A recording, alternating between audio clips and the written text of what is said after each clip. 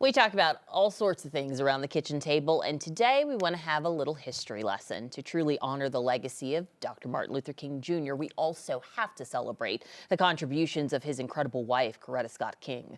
Coretta was an American author, a talented artist, an activist, and truly an icon. An icon, also a civil rights leader. In fact, MLK Day would not exist if it wasn't for her efforts. So with that said, we wanted to bring in Dr. Katrina Little, assistant professor at MSU Denver, to share more about the historical contributions of Coretta Scott King. Thank you so much for being here. No problem. Thank you for having me.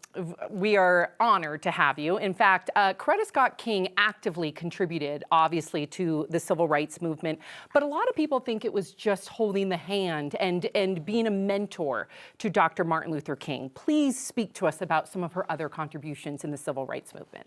Well, while Mrs. King was definitely a supporter of her husband, she was, more importantly, she was a woman of faith. And she believed that the journey or the calling was more than just a call to action, but it was divinely orchestrated purpose for her and her husband. So when family members and key community members, they were urging them to return, to abandon the fight, abandon the struggle for their own safety, she would tell people that, you know what, fear is not in my DNA. Wow. And so she carried forward and she stood hand in hand with her husband. But moreover than just that, she had her own ambition. She had her own purpose. She was a woman of Alpha Kappa Alpha Sorority Incorporated, which I am very proud to hail from as well. Hi, we too, Soror. It's all of the pink and pearl. Yes. But she led her own initiative. She had rights.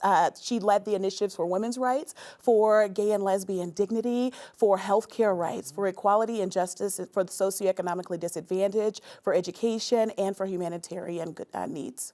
And just to think about what she went through from an emotional standpoint, this happens to your husband, the amount of fear, and she lived not with it. But I mean, to think that she could have taken a backseat and she put herself at the forefront, right? Absolutely. Of this fight in civil rights. And so talk a little bit about what she did to make MLK Day a reality. Well, it was not an easy journey, right? Because it was several years. Like many of the laws, they start as a seed that's being planted, but it takes several decades sometimes for us to see them come to fruition. One of the things that I like to discuss when I discuss this phenomenal woman, she was a mother of four, 2 sons and 2 daughters, one that we just lost last year, Dexter Scott. But one of her daughters that's still living, Dr. Bernice A. King, she's leading the King Center in Atlanta, Georgia, and all of the legacy and commemoration to her mother and celebrating of everything that she's done. Moreover than the struggle and the fight, with her successful efforts to champion the commemorative holiday that we are celebrating today, she also helped to spearhead the largest archive of historical documents for the civil rights movement. Wow. That I did not know. That's phenomenal. I'm so glad you're here. Talk to us about, you know, at that time, being a woman, right, in a predominantly male movement, what kind of hardships did she have to face?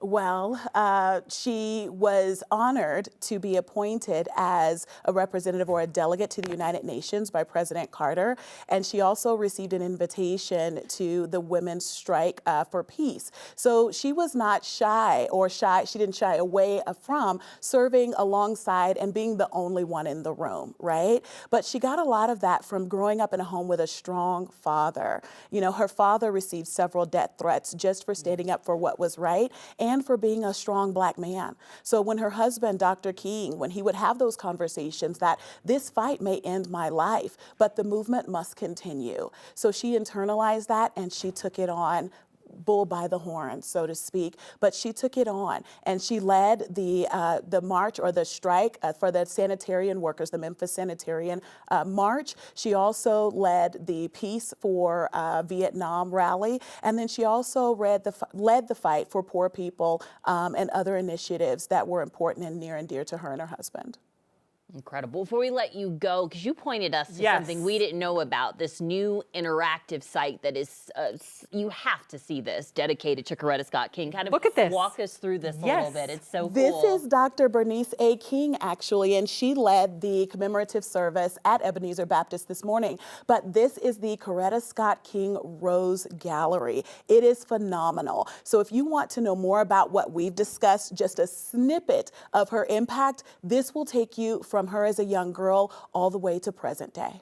Unbelievable. Dr. Little, thank you so much for being here, helping us honor Coretta Scott King today as well.